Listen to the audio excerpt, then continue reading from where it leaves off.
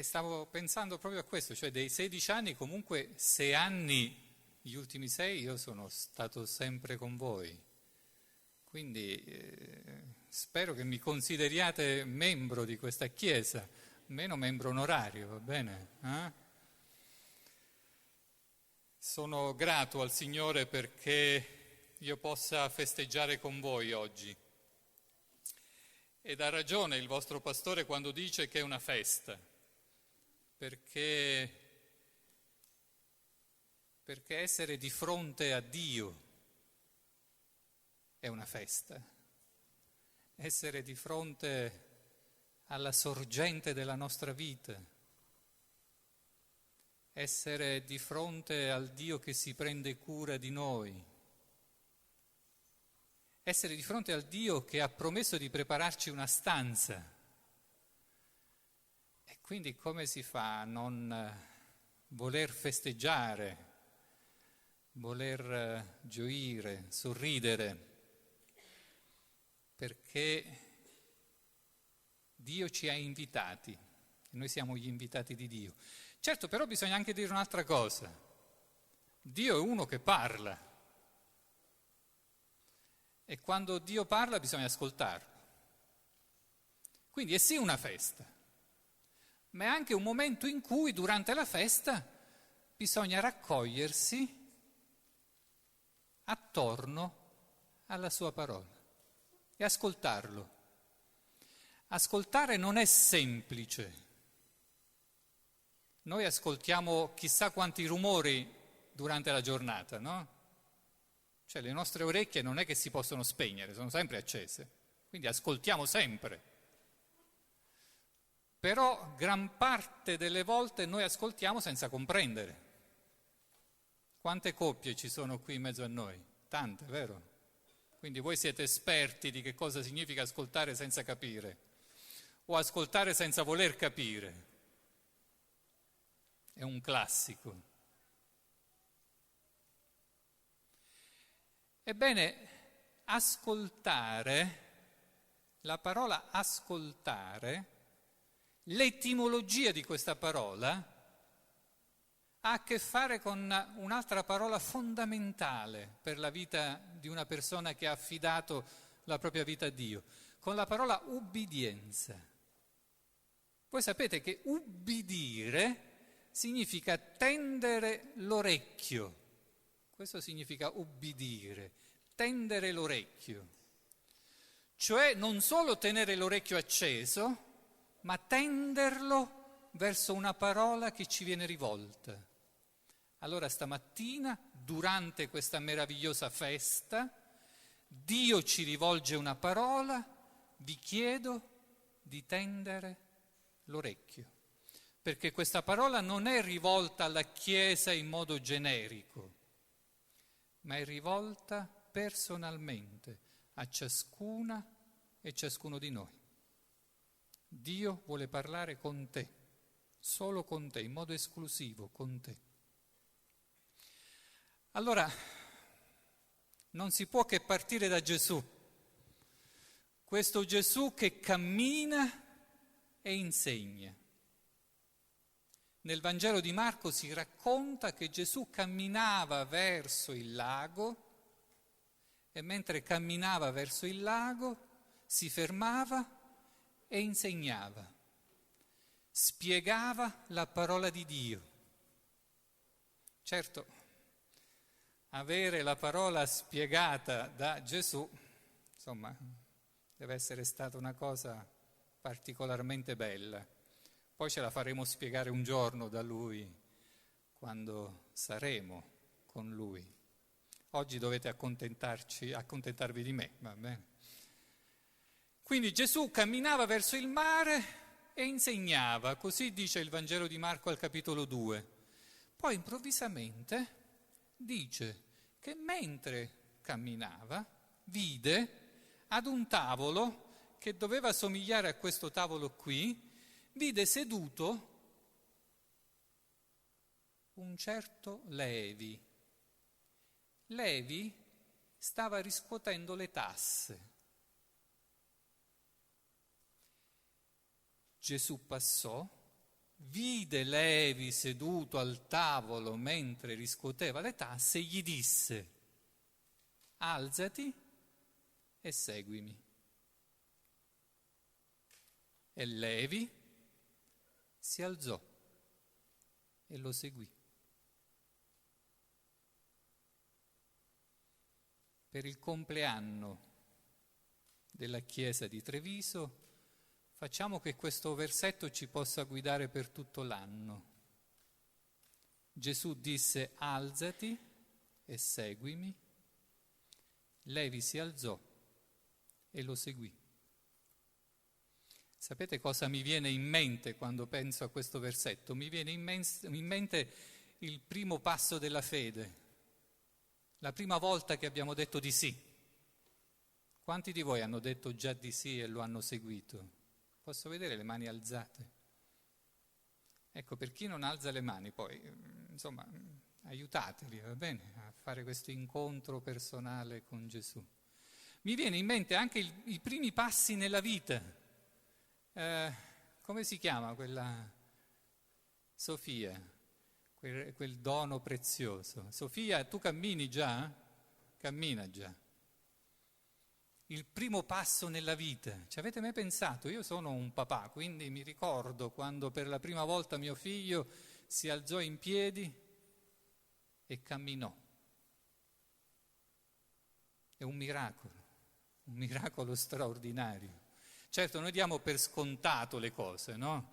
Tutti i giorni, tutti i santissimi giorni attorno a noi avvengono dei miracoli spaventosi, enormi, come il miracolo di respirare, come il miracolo di vedere un albero fiorire, come il miracolo di un sorriso, come il miracolo della vita che vince contro il potere della morte. Tutti i giorni siamo circondati da miracoli. E che miracolo quando quel bambino si alza e barcollando un po' come ubriaco si avventura verso quella voce che lo chiama e gli dice: vieni, ce la fai, vieni, cammina. E quel bambino si alza e va verso la voce della mamma che lo chiama: vieni, ce la fai, ce la puoi fare. Vieni, non avere paura. E questa è la fede. E questa è la fede. Quando possiamo sentire questa voce di Dio che dice: dai, alzati, ce la fai, ce la puoi fare. Vieni, cammina verso di me.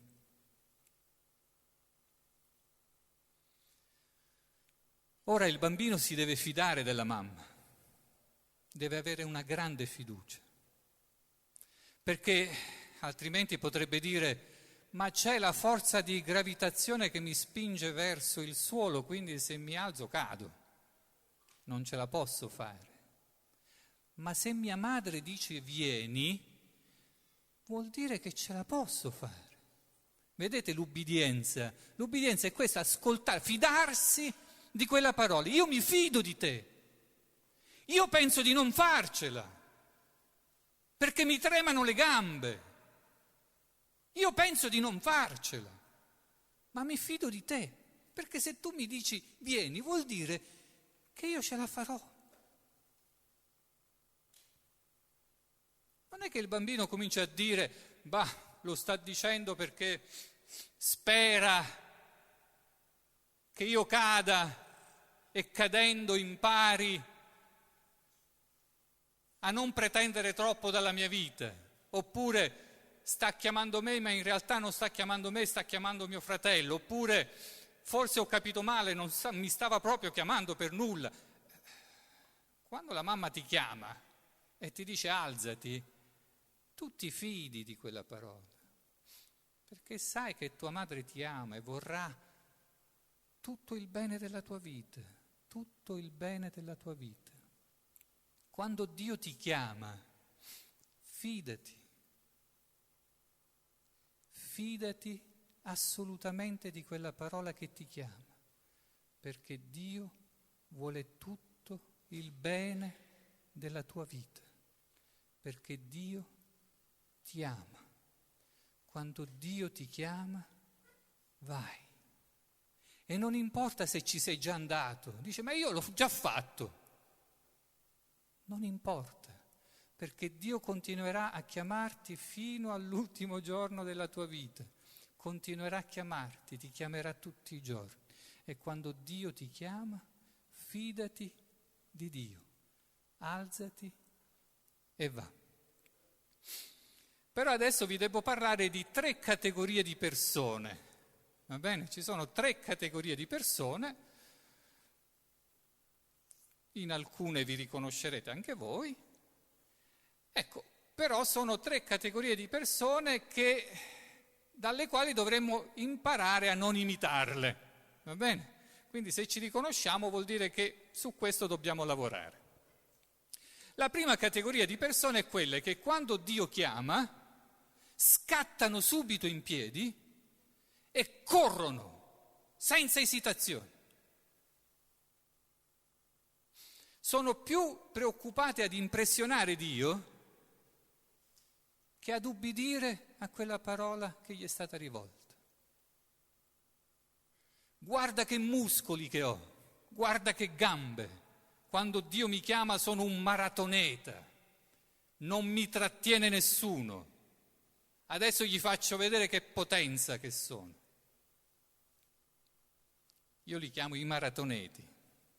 È come un bambino che si alza per la prima volta e vuole già fare i 42 chilometri, credo che siano, no? È una tentazione. È una tentazione. Non bisogna impressionare Dio, non c'è bisogno. Non c'è bisogno di impressionare Dio. Anzi, siccome Dio conosce le nostre fragilità, le nostre debolezze,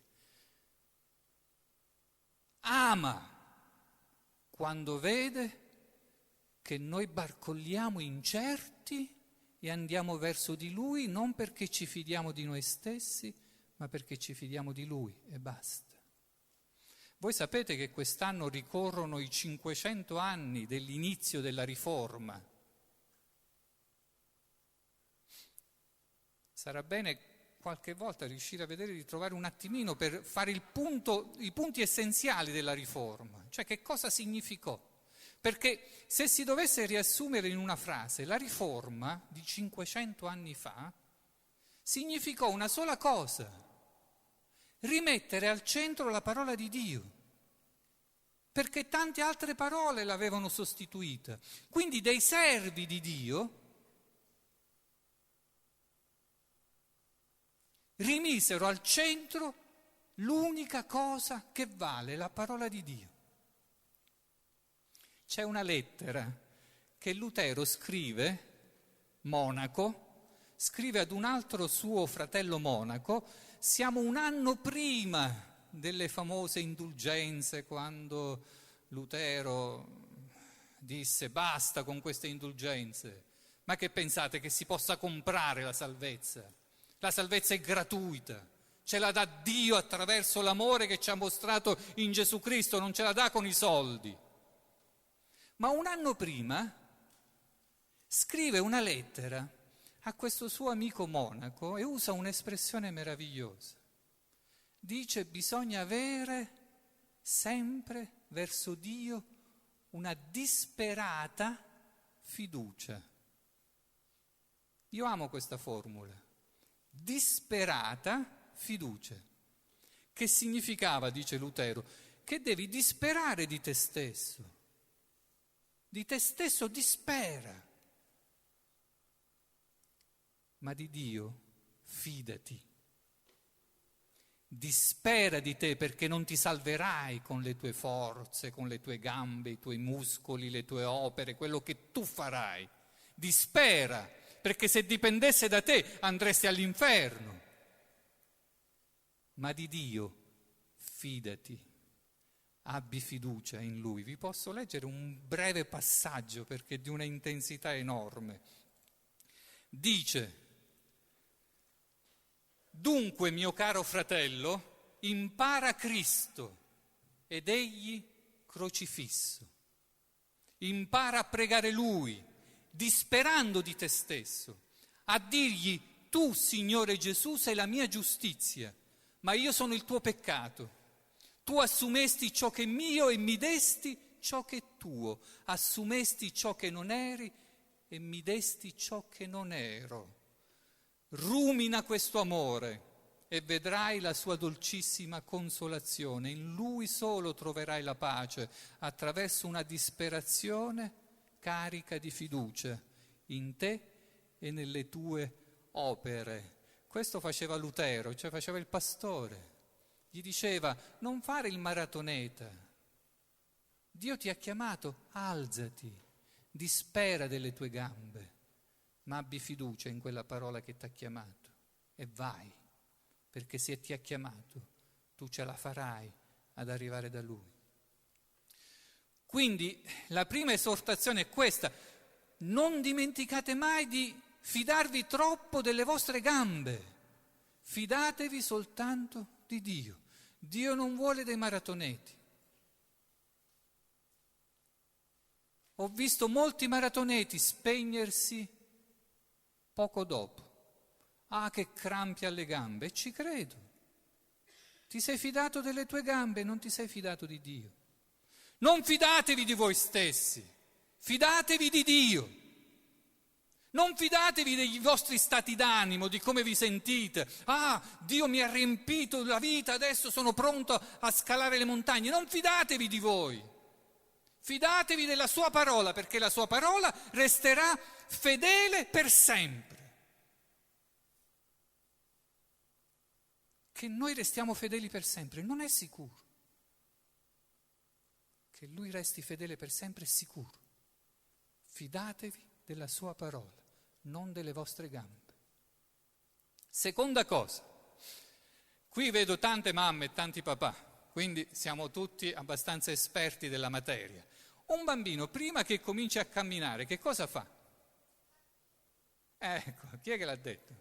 Bravissimo, un futuro da pastore. Gattonare è una parola che mi piace tantissimo, gattonare. I pediatri dicono che se un bambino vuole veramente imparare a camminare, prima deve gattonare. Perché gattonare significa cominciare a prendere familiarità con lo spazio che ti è intorno, con le tue capacità. Cominci a sperimentare, a vedere, ad allargare i tuoi confini. Le chiese dovrebbero anche provare a gattonare, no? Allargare i confini, questo significa gattonare. Quindi gattonare serve a che cosa? A imparare a camminare. È vero. Ragazzi, vogliamo farlo insieme il sermone, perché mi sa che tu lo conosci meglio di me questo sermone. Mi vedo preparatissimo. Gattonare serve ad imparare a camminare. È una preparazione a camminare. Ma sapete che succede molto spesso? Che ci sono cristiani che gattonano tutta la santa vita. E perché parliamoci chiaro, è meno pericoloso gattonare e non c'è il rischio di cadere. Quindi chi me lo fa fare a me di alzarmi e mettermi in piedi? Gattonando mi muovo lo stesso, però non corro rischi. Sono un po' più sicuro.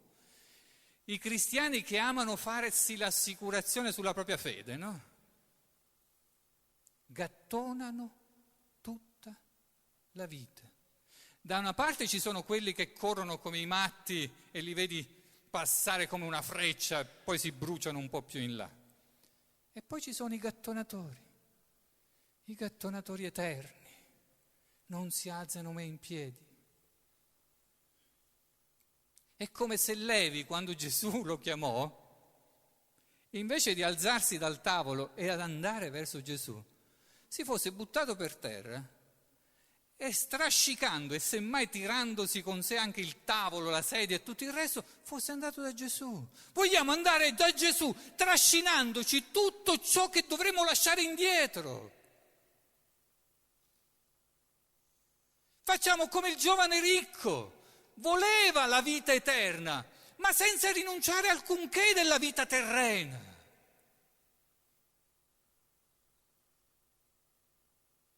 Il famoso detto: voleva la botte piena e la moglie ubriaca. O quelli che volevano seguire Gesù, però dicevano: aspetta, però ci sono delle condizioni, prima devo fare alcune cose, poi ti seguo. Gli eterni gattonatori che si trascinano troppe cose dietro di sé. Ma oggi non è più il tempo di trascinarsi troppe cose dietro di sé, perché viviamo in un tempo difficile, in cui c'è bisogno che i cristiani si alzino in piedi e che non restino seduti per terra. C'è bisogno di coraggio, determinazione, fiducia. C'è bisogno di correre qualche rischio. C'è bisogno di dire: io ci sono, io ho rinunciato a qualcosa per esserci, ho rinunciato a qualcosa per esserci. Questo è un test meraviglioso. A fine settimana vi fermate un attimo e dite: questa settimana a cosa ho rinunciato per esserci, per alzarmi in piedi? A cosa ho rinunciato? Se non vi viene nulla, ricominciate da capo. Perché per alzarci in piedi abbiamo bisogno di lasciarci indietro il tavolo. Quindi abbiamo i maratoneti, molto spesso non li vedete nemmeno più in chiesa, perché stanno ancora correndo. Non vengono manco più in chiesa, corrono. Certe volte mancano persino il regno di Dio, perché corrono così tanto, lo sfiorano come una tangente, non c'entrano. Non vi dico dove possono andare a finire poi se continuano a correre così. E poi ci sono i gattonatori. Vi posso garantire, sono molto più gattonatori che i maratoneti, questo è chiaro. Cioè la Chiesa solitamente è specializzata nei gattonatori. Quindi se ti riconosci un gattonatore, non perdere la fiducia, dispera di te stesso, ma fidati di Dio, perché sta chiamando proprio te a dire: alzati, è venuta la tua ora, ce la fai, cammina. E poi c'è la terza categoria che io rispetto moltissimo. È una categoria che rispetto moltissimo, quindi spero di rappresentarla nel migliore modo possibile. La terza categoria è fatta di quelle persone che quando Dio li ha chiamati si sono alzati, hanno rinunciato a qualcosa, hanno avuto fiducia in quella parola, hanno affrontato con coraggio la loro fede. Dio li ha chiamati e si sono alzati in piedi, hanno lasciato il tavolo e non si sono trascinati nulla dietro di sé. Poi sono caduti. Sono caduti, si sono fatti male, ma si sono rialzati. Poi sono caduti di nuovo e si sono rialzati. Poi sono caduti di nuovo, si sono rialzati. Poi sono caduti di nuovo e un giorno non si sono più rialzati. Hanno cominciato a smettere di avere fiducia in quella parola che gli diceva: alzati e vieni. Hanno preso la fede e l'hanno messa in un cassetto nascosto della propria anima, come si mettono via le cose che non usiamo più. A casa quante cose abbiamo che quando le abbiamo comprate pensavamo non si potesse vivere senza quella cosa lì. Poi dopo qualche anno abbiamo messa nel famoso ripostiglio. Sì, deve essere lì, non mi ricordo dove, ma deve essere lì. Di fronte alle esperienze dure della vita, perché la vita non è una festa, la vita è dura. Insegniamo anche ai nostri figli e alle nostre figlie che la vita è difficile, che si cade, che ci si fa male. Ecco, ci sono molti credenti di fronte alla durezza della vita, ad un certo punto non hanno avuto più fiducia nella fede e l'hanno messa da parte. Vi ricordate quei discepoli dopo la morte di Gesù Cristo? Che camminavano per strada e tornavano a casa, stavano tornando a casa, perché avevano avuto fede in Gesù Cristo, ma quando l'hanno visto morire sulla croce, hanno detto è fallito tutto, è perso tutto, siamo caduti troppo sotto, non possiamo più rialzarci, e se ne stavano tornando a casa, avevano messo la fede da parte. Non deve essere stato facile per quei discepoli vedere il proprio maestro morire, ma ci pensate un attimo. Cioè lo avevano seguito con la fiducia che questo maestro avrebbe aperto le porte del cielo e improvvisamente lo vedono morire come un ribelle, come un ladro sulla croce, insieme ad altri ladri. Il loro maestro, quel maestro che avevano seguito, che avevano lasciato tavoli, famiglie, proprietà, qualsiasi cosa per seguirlo, ad essere lì inchiodato sulla croce morto. Deve essere stato un trauma terribile, terribile. Pensate mettetevi un attimo nei panni di questi discepoli. Avevano perso tutto quello su cui avevano creduto e stavano tornando a casa. Non si erano resi conto di una cosa fondamentale, che proprio quando la vita è più dura, quando tocchi il fondo, quando sei nel tunnel e non vedi la luce, quando sei sulla croce inchiodato, è proprio lì che si manifesta la potenza di Dio. Non hanno capito che era proprio lì che la loro fede prendeva vita, perché quando noi non abbiamo più la capacità di contare sulle nostre forze, scopriamo la forza di Dio.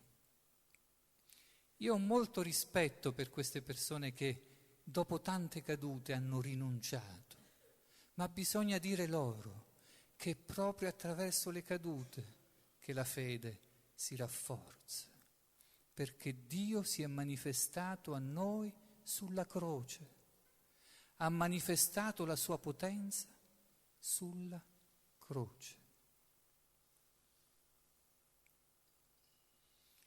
Allora ci sono 3 categorie di persone. Le prime, ripeto, è difficile trattenerle in chiesa perché scappano via. Le seconde siamo la maggior parte, i gattonatori. Le terze, spesso bisogna andarle a trovare a casa, perché vorrebbero venire in chiesa ma si sentono ferite, non stanno bene e hanno bisogno di noi che bussiamo casa e gli diciamo siamo qui, abbi fiducia perché Dio ti ama, anzi ti ama proprio adesso che stai toccando il fondo, ti ama più adesso. E Gesù ce l'ha insegnato migliaia di volte, no? Che Lui ci ama di più quando più siamo deboli. Sono venuto per i malati, non per quelli che stanno bene, ha detto Gesù.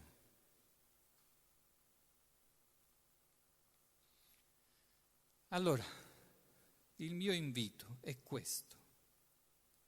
16 anni. 16 anni c'è la tentazione di correre. 16 anni c'è la tentazione di tornare a voler fare i bambini e gattonare. 16 anni c'è l'esperienza e il rischio di cadere, farsi male e non voler più credere in Dio. Quindi 16 anni è un'età veramente delicata. Ma sono certo che questa Chiesa, come ha saputo farlo in 16 anni, avrà assoluta fiducia in quella voce che l'ha chiamata, che ha chiamato ciascuno e ciascuno di voi uno alla volta e ha detto alzati e vieni. E voi vi siete alzati e siete andati. Voi non vi siete chiesti qual è la mappa, dove si va. Vi siete preoccupati di seguire il maestro che era davanti a voi. Non vi preoccupate su dove andare. Preoccupatevi di vedere sempre la schiena del vostro maestro, Fintanto che vedrete chiara la schiena del vostro Maestro, siete sulla strada giusta. Seguitelo, sarà Lui a condurvi dove vorrà. Il Signore vi benedica. Amen.